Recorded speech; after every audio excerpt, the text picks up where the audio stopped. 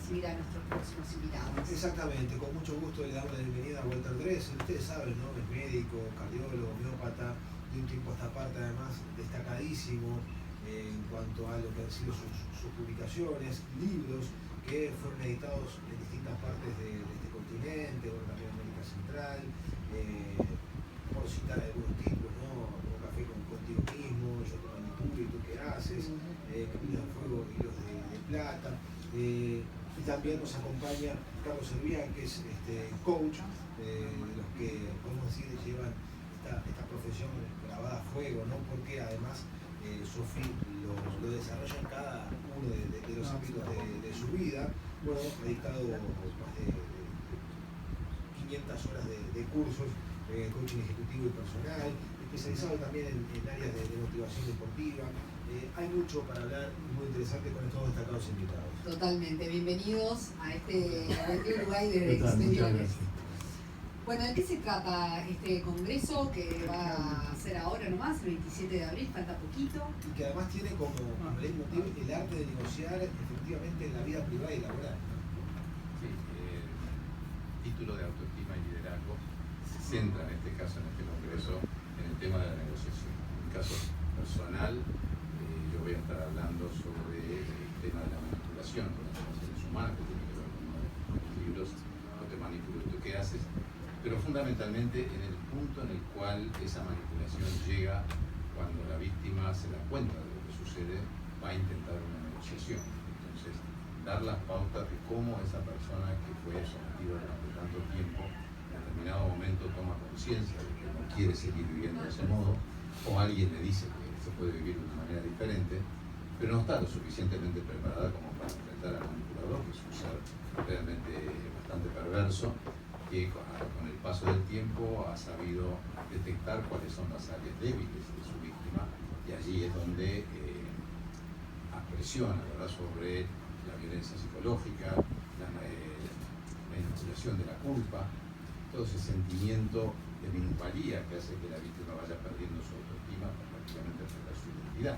Ahora, ¿todos estamos capacitados para negociar? No, justamente, una vez que la persona toma conciencia, tiene primero fundamentalmente que trabajar sobre su autoestima en sus dos componentes fundamentales, que son la confianza en sí mismo y el respeto. ¿Por qué? Porque cuando se va a enfrentar a su oponente, en este caso el manipulador, que generalmente ni siquiera accede a una negociación porque él piensa que su accionar es incorrecto, o sea, no hay nada para cambiar. La víctima tiene que estar preparada para también detectar cuáles son los puntos débiles de su manipulador. ¿Por qué? Porque todo ser humano tiene sus puntos débiles, nadie tiene puntos en todas las áreas. Entonces, en ese momento, recién, quizás varios meses después que la persona se ha dado cuenta, está en condiciones de intentar una negociación o separarse, alejarse definitivamente de esa persona. Carlos, hay una cuestión que es muy interesante en lo que plantean ustedes para este congreso. Hablamos de liderazgo manipular en el ámbito laboral y en el ámbito familiar o privado, si se quiere.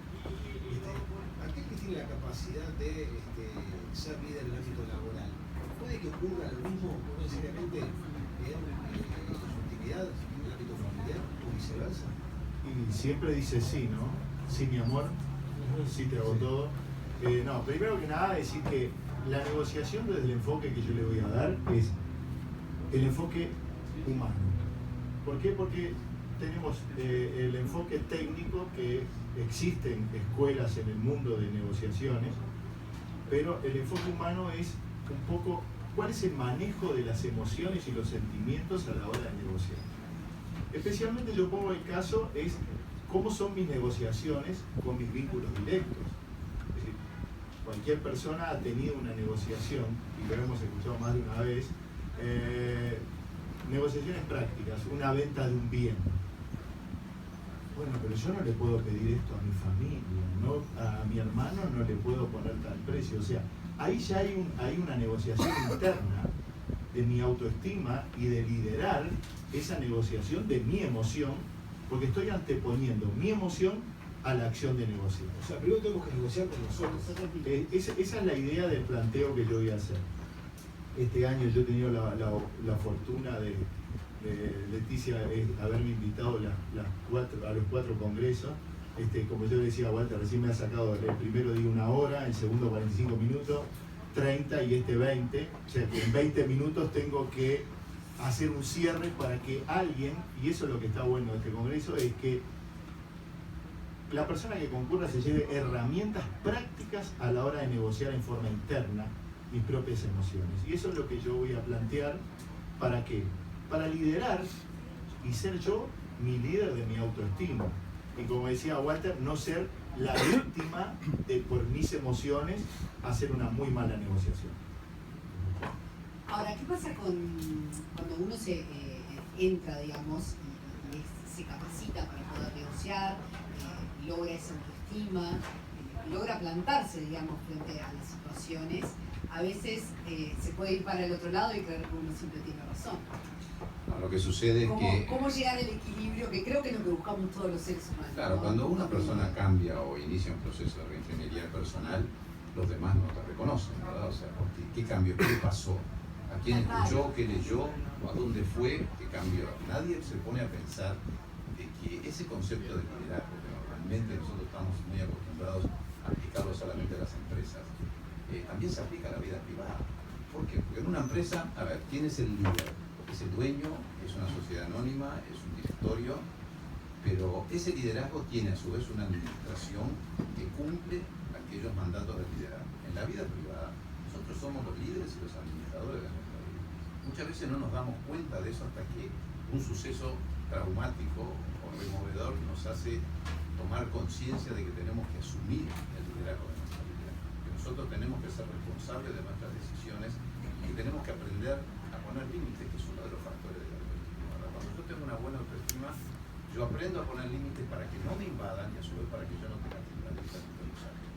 Eso, por supuesto, en el caso de la manipulación, hace que el otro se sorprenda, ¿verdad? Bueno, ¿qué es lo que sucedió? ¿Por qué la persona cambió? Por eso yo decía en la intervención anterior que una vez que una persona toma conciencia no está inmediatamente preparado para poder, o preparada para poder enfrentar la negociación. No, pero toda manipulación es negativa. Yo le planteo este escenario, ¿no? Un padre tratando de manipular a sus hijos para que tomen lo que él entiende es la decisión correcta y evitar algún error. Ahí está manipulando, pero con un fin, bueno, si se quiere.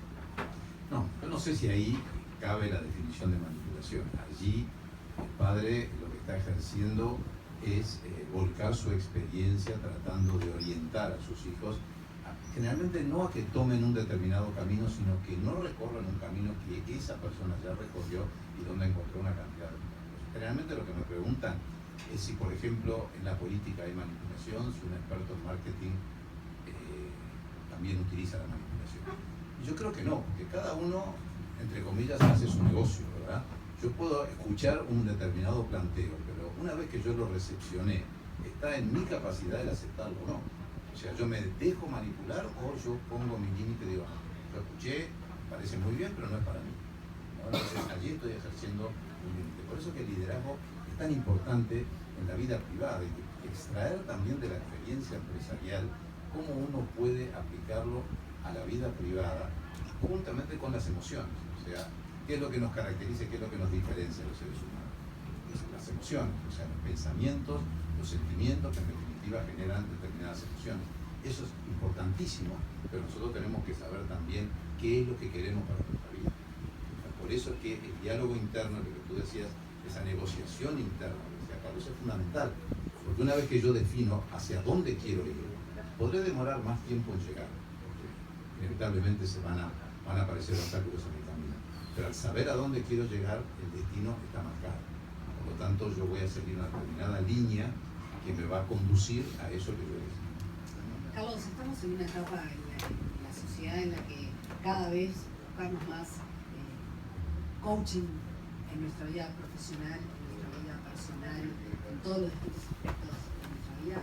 Es como que a veces se siente eso, ¿no? Que buscamos orientación. Sí, primero que nada, no tanto la orientación, sino el descubrimiento. Y ahí está la función del coach. O sea, ningún coach podría estar orientando a nada, simplemente a mostrarle otra posibilidad distinta y que la persona lo descubra por sí misma. O sea, eso es una gran distinción. Y quería agregar algo con lo que dijo Fede recién, ¿no? La manipulación y la sugerencia o la injerencia son diferentes. Tal vez una injerencia no pasa a ser una manipulación. Y lo que está bueno también es darnos cuenta que hay manipulaciones que son escondidas. Es decir, lo que conocemos mucho como recompensas escondidas o recompensas secretas. O sea, yo llego enojado que está mi esposa mirando la telenovela a la tarde, yo llego enojado porque justo hay un partido por Uruguay y ¡ay, qué dolor de cabeza que tengo! Bueno, apago la tele, se va y yo la prendo por el partido. O sea, ese tipo de... y hay mucha manipulación escondida.